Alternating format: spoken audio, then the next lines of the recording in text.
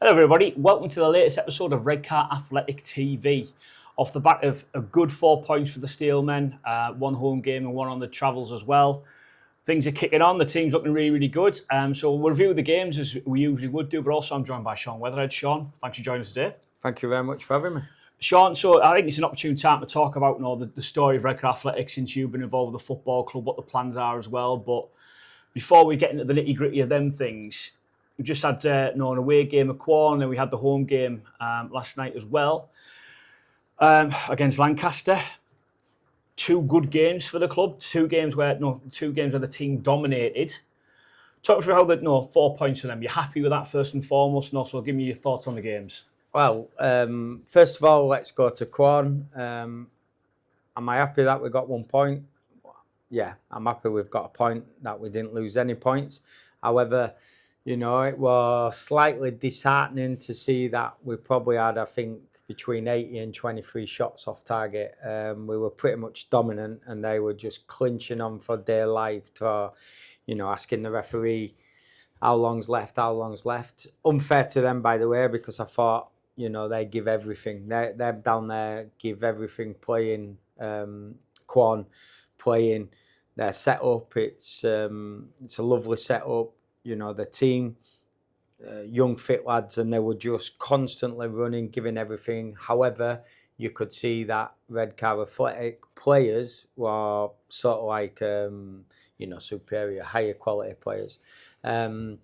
Disappointing bit for Redcar were probably the fact that we just couldn't, never mind score, we just couldn't hit it for the keeper to at least save him. And then lucky enough, we had Adam Boys decided to come on as a sub. We were sort of like resting him, or he was on the bench. Can't remember why. Don't go into details. That's the manager's job. It's Carl's job, that one there, yeah. 100%, and he does a very good job at it. Let's be honest. Anyway, he's come on, put one in back of the net, and the only second shot that we had on target, the keeper made an absolutely amazing save, and then pretty much after that, the whistle was blown. It's a funny thing you say that about, because one thing you say about this Redcar side over the last 2 years is to take the chances. Every now and then you'll see there be an unbelievable goalkeeping performance. Borough Rangers in the Cup, the North Riding Senior Cup was a prime example. But usually Redcar take the chances, so that must be a strange watch for you. Yeah. I mean, I'm going to say it's painful because I aren't going to criticise the players, okay? The lads have put a shift in. There's no doubt about that. The pitch, AstroTurf, it was like 30-some degrees. You could see the heat coming off. The lads have absolutely put a shift in. It's just the polishing of what normally last season we were like crucial killers on. Literally you had a ball in that area and it was in the back of the net. It's a bit of an harder watch to look at them and realise that actually, I think, like I said, I don't want to be quoted because I might quote wrong, but somewhere between 18 and 23 shots, like all off target, Because, I thought before the games, I find AstroTurf pitches, 3G ones and 4G, are much of a leveller. And I saw with Stockton Town when they first got promoted to this division, even though they might not have had the best players, that pitch was a big leveller for people coming up there. But it sounds like that wasn't the reason, because there were still shots on goal. Just one of those days where the quality that is usually there with the lads just was missing.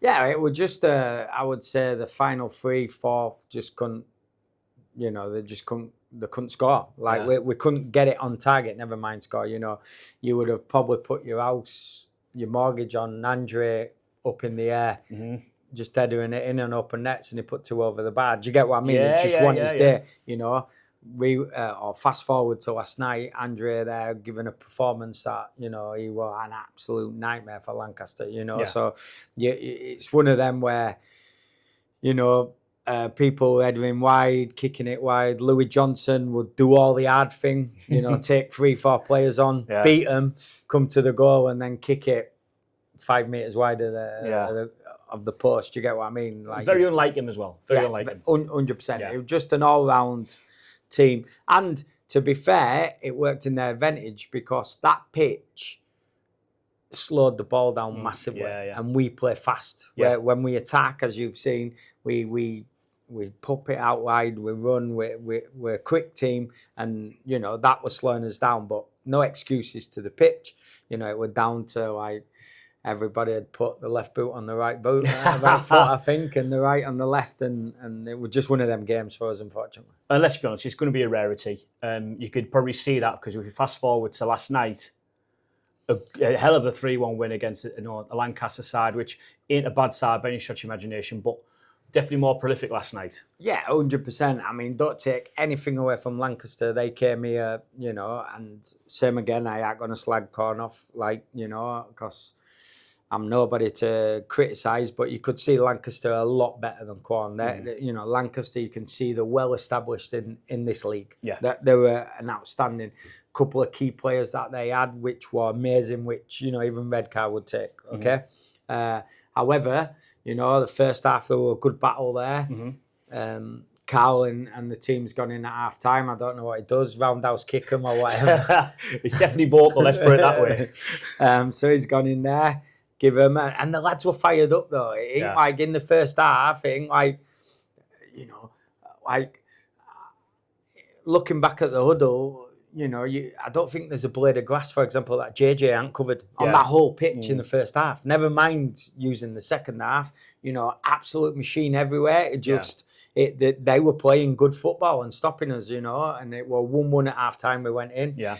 Like I said, Carl's probably done his usual roundhouse kick. Frankie's followed through with an uppercut, and Macca then's put a bit of ice on the wounds, so to speak, and then out they came, and the best football I've ever seen Redcar play.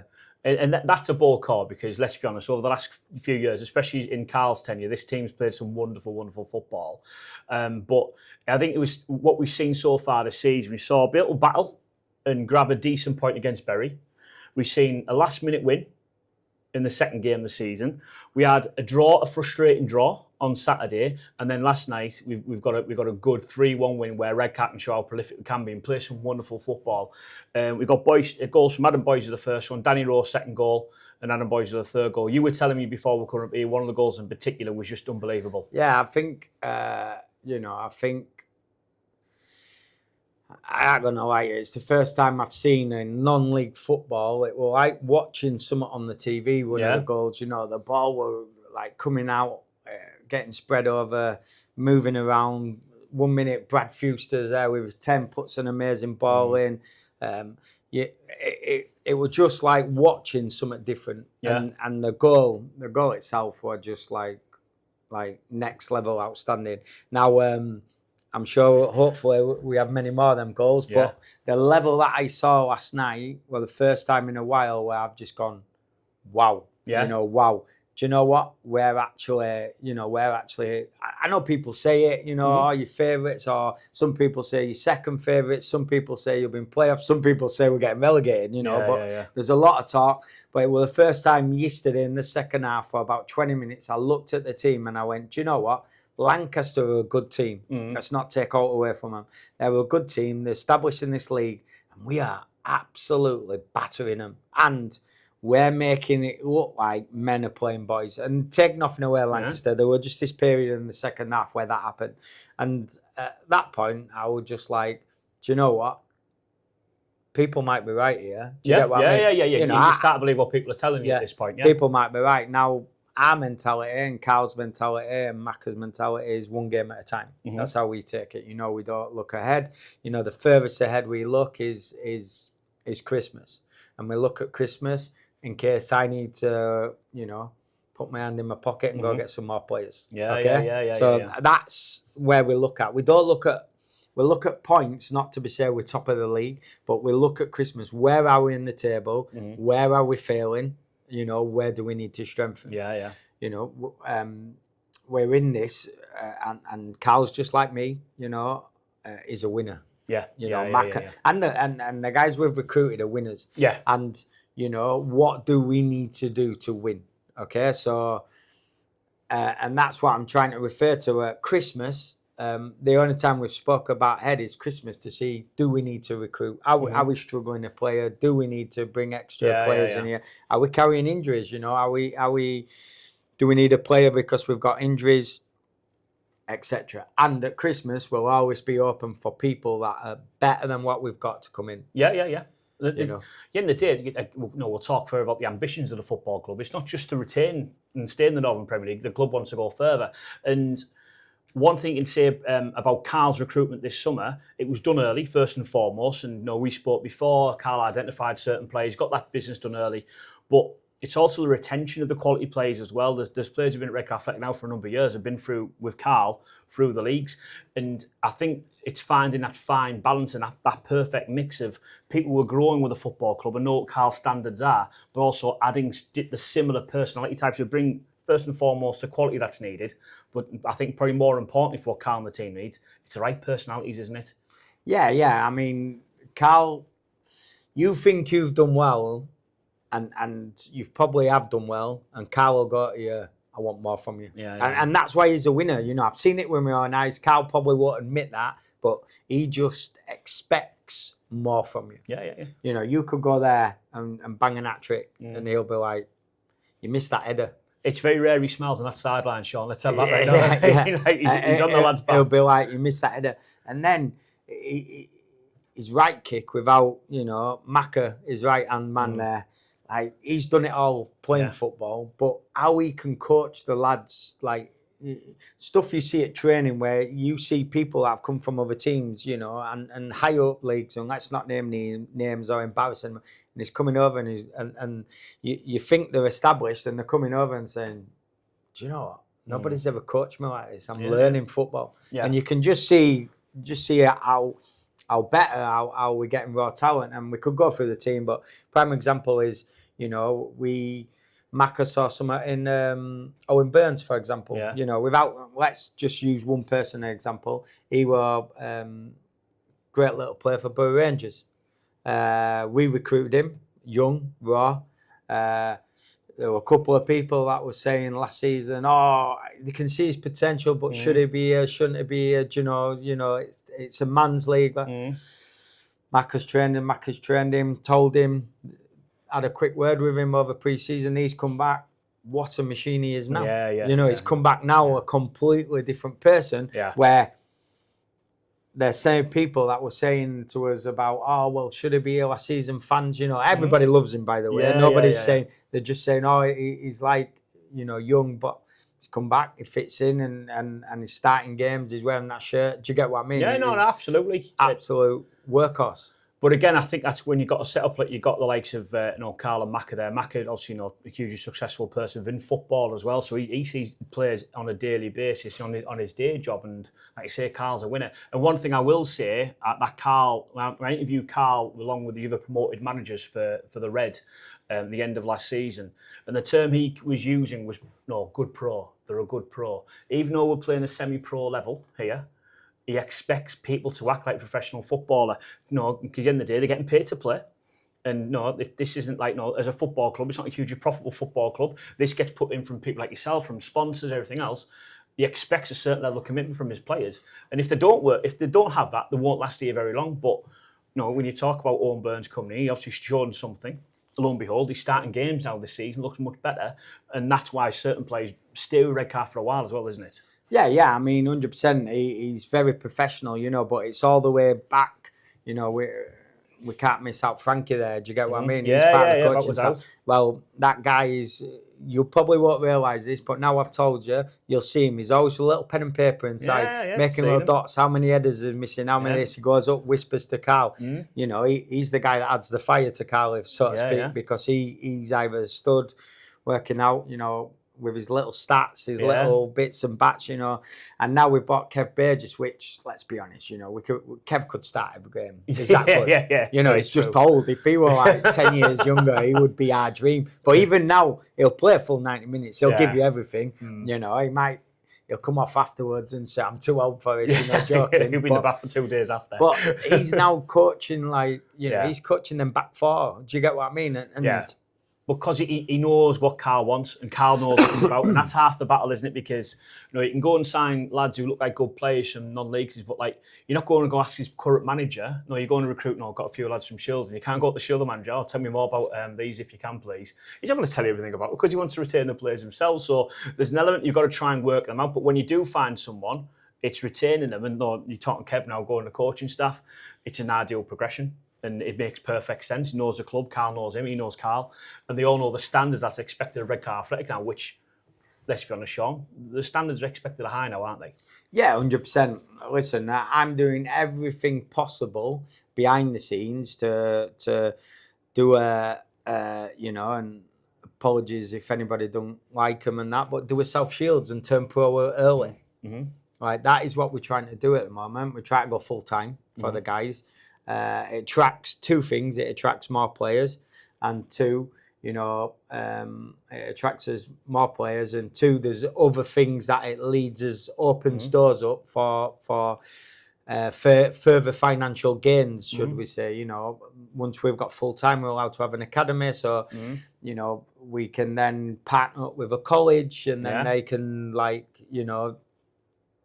do their training here and get an education through football. We get paid per student or per footballer. Then we have, so it opens it up bigger. So commercial gains are massive for that, Shaun, aren't they? 100%. And let's be honest, not a lot of people know who I am, but my business is very successful, and that's what I want to do with this. I've come into this club without, and we'll talk more detail in that in a second, but I've come into this club where this club I had to fund, or me and a couple of others had to fund this every month. Yeah. It would self-fund, I don't know, maybe 3-4 days. It's got to a point now, the club, where it's self-funding 24 days a month. Yeah. So, it's gone from having to put, as an example, and I quoting this figure, as an example, say 20 grand a month. Yeah. Now it's got to a point where, because it does that certain way, we only have, only 3 grand a month comes out of the pocket. And that's what we've done, turning the club round with the infrastructure, everything that we're doing, etc. The plans for the grandstand, and we'll discuss them obviously in a minute. But that is the end plan here. You know what we have here is Carl expects high standards. Okay, he treats this as professional football. There's no in between. Down to he pulls people if he thinks they're starting to gain a bit of weight. If you're outside of this, so from that side, standards. And more important, like Carl says, we have an amazing fan base. Do you get what I mean? Yeah. Points, highlights to me of this football team. Yeah, we won last year, the league before. They're good highlights. Games that we've won 1-0 or 2-1 and we've scored a goal in the last minute. They're the great highlights. Yeah. But one of the things that will always sit with me was New Year's Day, and we had to travel to Bridlington. And I remember, exactly around the corner, isn't it? Let's have it right. New Year's Day, and I remember being in our party here with my family, and I remember dancing at 3 a.m. with my daughter on this dance floor. Yeah. And I remember turning around and seeing two of our supporters. One of them, even he's a fireman, his wife, and they're just there on the dance floor. And we're having a laugh, everybody's had a few drinks at this point. And then I remember me saying, to my daughter, come on, we're off home now. Let's pack up. Let's all of us go home. So I remember going to sleep, waking up, feeling a bit rough, thinking, oh my God, we've got to go to Bridlington now. I remember getting on this coach and going to Bridlington and getting there and being over 100 Redcar fans. Yeah. And the same person that I was having a joke on that dance floor with, which, by the way, I ain't going to name him because he was in a lot worse state than me. Okay? He's there. Yeah. He's there shouting. Yeah. Clapping the team. And I was just like, do you know what? This club means a lot to these fans. And these fans are diehard fans. And we have everything, and about dropping names or hints and stuff like that. We have MPs, for example. We have an MP that comes here that forget that she's an MP. You might like her, you might hate her, you might not agree with her politician. She comes here not to be an MP, not to be. She comes here as a fan. Yeah. And she stands over there, she screams, she has the time of her life, you know, the score, and she's celebrating with her husband, and you know, and forget everything else. It just brings everybody together, and that's the bit that, like, they're the moments when you look over and see things. Yeah. You know, I think Matlock, people say like, when we won Matlock here to win the league. Yeah, an amazing game we've won the league. Do you know the bit that will always be in my mind? Adam Boyce scores a goal. He runs up, and as he's run, the fans are going mental. Pint goes in the air. Adam Boyce gets covered in beer. And I think, you know, there's pictures of it out there. Gets covered in beer as he's running past to celebrate. Yeah. It's little things like that. Yeah. That is the football, and the fans just make it, like, amazing for me. But also, Shaun, isn't that what football should be about? So, you know, we talk about, you know, local MP coming here, and for 2 hours on a Saturday, this is her release away from. Let's be honest, it's one of the most thankless tasks in the world working in politics, but she gets to shout, swear, have a few pints, whatever she wants to do on a Saturday afternoon, and that's her release. Football is that for everyone, isn't it? But Redcar Athletic can be that, because everyone looks at professional games, Shaun. Obviously, we've got Middlesbrough Football Club round the corner. They had over 31,000 there on Saturday, but it's clubs like Redcar Athletic that can also give that release for people, isn't it? Yeah, 100%. I mean, you can't. We're comparing Riverside with Redcar Athletic, you know, there's no comparison. You know, you go there, the atmosphere, everything, it's a different thing, but it comes at a price, and not everybody can get there. Yeah. And the travel there, you know, you might be other side of the country, which is a lot harder to travel there. Here you've got Redcar, and you get that little fix that you get, and you get your buzz, and you're here, and you know, last night, Tuesday night, you know, we've got close to 400 fans. Lancaster come over, lovely fans, lovely people over there. They're on that side. They've probably bought, you know, 30, 40 of them sat over the other side. They were still screaming their heads off. And I'm like, obviously, we want to win. We want, you know, I'm biased because of Redcar. But I look over and I just think, do you know what? The last 3-1, every one of them stayed behind, wait for the team to go over, clapped. They were happy just to, like, that. They've got a football club. Yeah. They've got a football club. And that's vitally important, isn't it? Like, just to have a football club. Because let's have a look at 2 examples. First game of the season, Bury.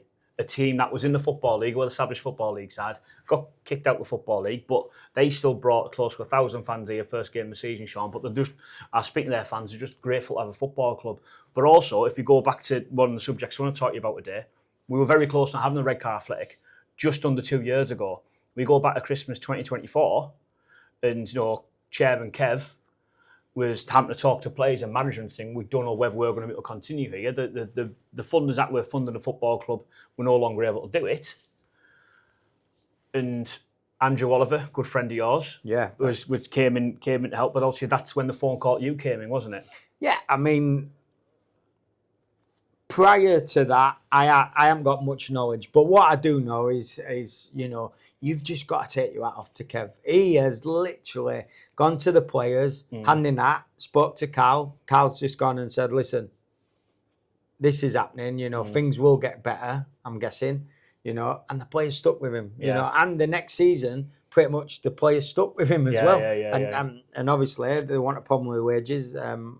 Andrew would come in and then brought me in, and then after that, financially, like, you know, it was safe. But before that, like explaining, you know, it's down to the supporters. Supporters were like putting in like £2,500 here and £8,000 there, and this and bits and bats that just managed to get them scraped through. I mean, Kev were doing crazy deals, like, you know, hats off to like Honolulu Sports who come in and helped him out. Very nice of him, you know. He put in an X amount of number with the agreement that the stadium would be named after him for free. Do you get what I mean? And then now that money's been given back to him, and obviously he got them stadium rights for free. But like, Kev's done deals. Lend me this money, or put this money into the club. Not lend it, sorry.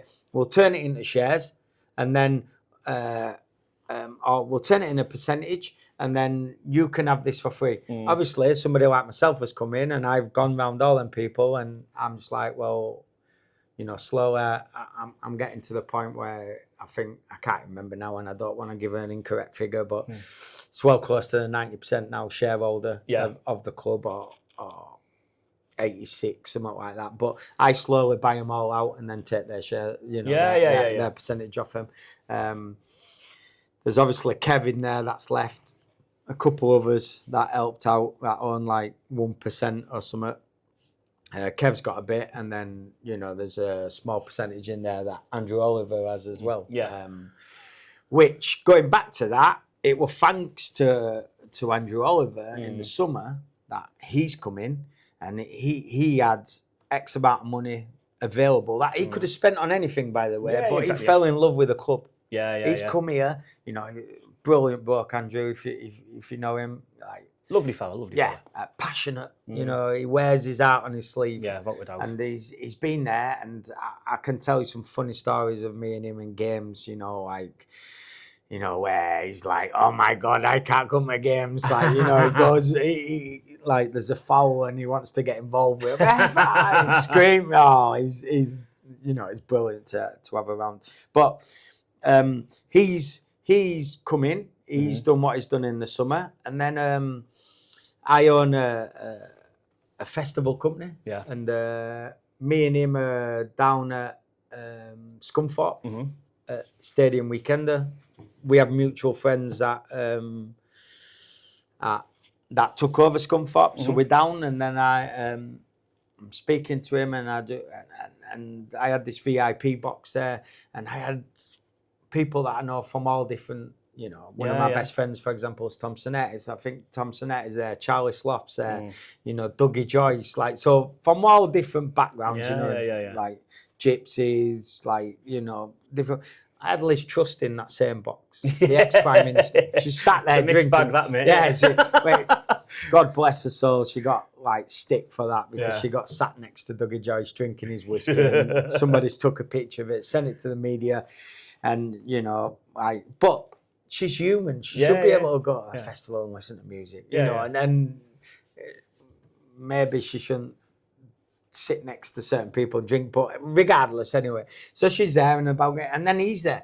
And then I know him through, like, going to festivals and stuff like that. And then I was speaking to his best friend, Kim. And he's on about this and that. And he said, "Oh, he's still living in Leeds." And I said, no, I'm just moved up to Redcar, of course. But he went, "Redcar?" I look like that. And he's like, "Andy." Andy obviously is chatting. He's had a few drinks. He's like, cuddling Kim. And he's like, "Andy." And you're like, "What?" And he's like, "Shaun here has just bought an house at Redcar." And he's like, I've just got involved with Redcar Football Club. I thought they were both trying to wind me up. Nobody, all my other friends have never even heard of Redcar. And anyway, the rest is history. It's like, "No, joking aside, ring me when we're not at an event." So about 2 weeks later, I rang him. I'm like, "You all right?" He's like, "Yeah. Like, should we go grab some food?" Anyway, brought me up here. Carl was like, first time I met Carl, he was just covered in black soot. Yeah. And I'm like, he's the manager of football club. He was making the changing rooms. He's been grinding the breeze blocks. So he's just covered. I walk in and I just see him like lift his glasses up, white panda man. And I'm thinking, well, wait on a minute. He's saying he's a winner, him. And I'm just looking, thinking, and I'm I'm nobody to judge anybody, So like, no, he's met Carl. Then I think about half an hour later, I met Kev. And then, Andy's like, "You've got a bit of money, why don't you help out here?" And I said, "Oh, yeah, let's look and see what we can do." And then the rest is pretty much history. I'm going to tell you, but, I put quite a lot in. And we're now sat here, Northern Premier League, back-to-back promotions. The aim is back-to-back-to-back, let's be honest. Second favourites for the league, just behind Bury, before a ball was kicked off. It's safe to say, following last night's win against Lancaster, they were saying you're the best team they've seen. What does the future hold for Redcar Athletic? You mentioned earlier about going professional, doing the South Shields model. Is it football league? Is it just having a good professional football league in around the National League North? What's your ambition, Shaun? So the ambition is, like you said, is to win this league. But at the same time, as we're growing on the pitch, we need to grow off the pitch, and that's pretty clear. So we are 80% finished the stand that I've put in, which will be 620 seats, covered seats, which that on itself is a great achievement. It's been custom made to fit where it is, and it's high up. So even the first row you've seen over the barrier, which everybody loves the stand because of the view. Okay, so that's the first bit. We have got planning in for behind the goal now to put in what we're going to call a cow shed. It will have seats, but this season it'll only be somewhere where you'll be able to stand in there, be able to covered in there. It'll be for the away fans. We'll hold up to 300 seats in there, and it's going to have a food and a bar. Yeah. So if we ever, need to segregate, then it'll have toilets, food, and a bar. It'll all be set up in that stand. Most importantly, we're working hard, and on this side, we're going to put 1,000 seats. So the side that we're on now, which is normally the dugouts, we're going to put 1,000 seat grandstand. So basically, what we're trying to do in there is put a gym, like a restaurant above it, a bar, a professional setup. And let's be honest, when we talk about it's all well and good having a football club here. It's got to, as you mentioned earlier, self-funding. It's them kind of things here. When you get a big crowd like a Bury here, there's a bar there where they can access, and when they're here, they're tapping the card. I know it sounds terribly, all favour me, but you want them tapping the cards as much as possible in here because that's what keeps the club going, isn't it, Shaun? Yeah, 100%. Like, what I've done, and people didn't like what I did at first. I built a massive fan zone, 300 people fan zone, should we say, seated. I think it's like 250 with the tables and the way I've configured it with a stage. And, we were at a point where people are maybe not happy with me creating the fan zone because they're used to the little Steelmens. But for us to grow, we need to grow. So I've put this big fan zone in. We've had parties in there. We've had, famous DJs. Tom Sinet has played in there, etc. A difference is we had an event in there on Saturday, for example, a ticketed event that we had in there. It sold out within 7 minutes, and profits just made just over £8,000 for the club. Now you would never normally have that. No, exactly. Yeah, that's huge for the club, though. Yeah, 100%. That back when I took over, we were looking a match if we were making a couple £1,000. Do you get what I mean? And everything's changed. We've put our own canteen in now for food stalls. We've put this where we sat at the moment. We're in the hospitality lounge. We've never had hospitality. We've put this hospitality lounge in now, so we sell like hospitality tickets, and goes instantly. Yeah, instantly. Hospitality's gone. Of course it does. Of course it does. Yeah, people want a little bit more of an experience on that one. The options are there, but again, it doesn't take it away from, as you mentioned earlier, the fans, the hardcore fans, will be here from day one. Yeah. Who come here, they'll drink the pints, they'll eat the pies, they'll cheer the team on. And I guess the hard work as well is to make Redcar Athletic more of a sustainable football club, is reaching out to getting more of them, isn't it? Yeah, I mean, 100%. Like, two sides of things. We need to do other things. Like, we've just put planning permission in for a paddle court. We're going to have a paddle court, in the car park at the other side, dead ground. We're putting a paddle court. Most of our players play paddle, which is good. A lot of people play it, and it's a good money revenue for the club, so we'll get extra money. The moment we're going through in talks with Tesla about putting a car parking charger in Tesla, because believe it or not, that gives you a good revenue. Yeah, it does. Yeah. So it's little things like that where we're trying to, and the Tesla thing, it might be a case that we don't do that because it doesn't suit the neighbours or whatever. Do you get what I mean? We put the planning in, we listen to everybody, and sometimes even when we get approved stuff, we just don't do it because we don't want to upset too many people. I look at, or we look at it and we do, is it going to earn that much money? Is it going to be worth doing it? Is it going to be worth, upsetting the community? But most importantly, if we had Bury crowd, for example, we wouldn't need to do any of these. Does that make sense? Yeah. Because if we had a bigger following. Now, where does the problem lie? Because I'm, like I've said, I've been pretty successful in my businesses, and I'm currently very successful in my businesses. So I don't just go, right, I'm going to do a football club.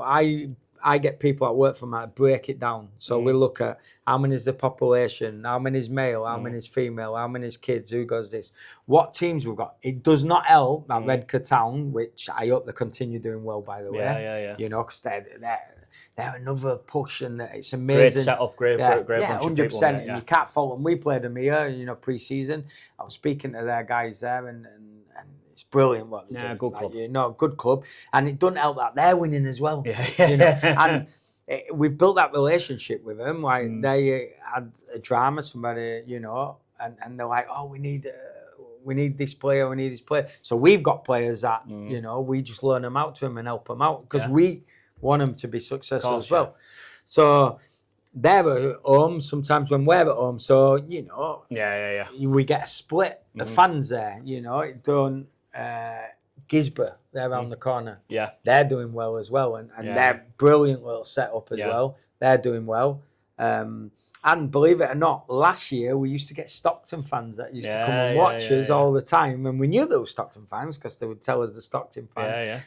Now they don't come. Rivals now, mate. We're rivals. and I saw one of them the other day at Tesco's, and he turned around and said to me, we'll watch you. We'll watch you. And I'm like, oh, brilliant, when you're watching us. And they were like, Boxing Day, our ground when they win. Get in there.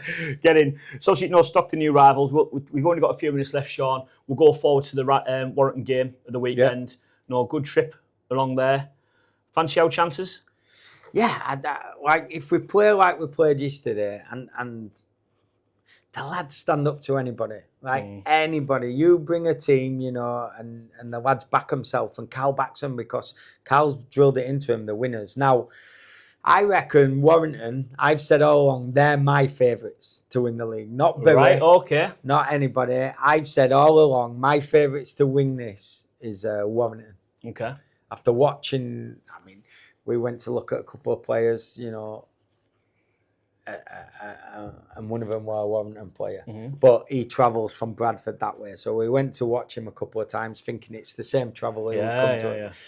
Fortunately, you know, it was well tied in with Warrington, loves Warrington, and you can't fault that. But they are my favourites for this season. Okay. So big game for you this weekend? 100%. 100%. I reckon, you know, I'll be happy with a draw. I wouldn't say like last week, you know, when you asked me, were you happy with a draw? Not really. I'll be happy with a draw this week. Do I want us to win? Of course I want us to win. Warrington not a team that are going to roll over. No, absolutely not. No, good setup, good club, well-established club.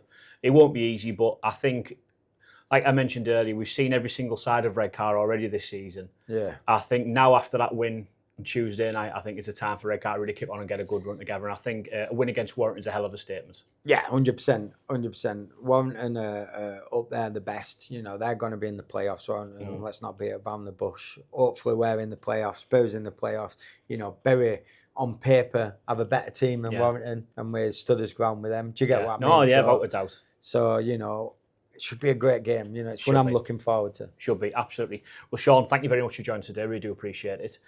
We'll do this on a regular basis, mate. We've had a good chat. We can talk more as we go on, future plans for the club, what's happening, etc. And I guess it's good for the followers of Redcar Athletic to hear from you what's happening, because you know people will be asking questions, but they're hearing straight from the horse's mouth what's happening, what the plans are. And I think that's hugely, hugely valuable. So thanks for doing this today, mate. Do appreciate it. No worries. And hopefully get a win on Saturday. Yeah. Up the Steelmen. Cheers, mate. Thank you.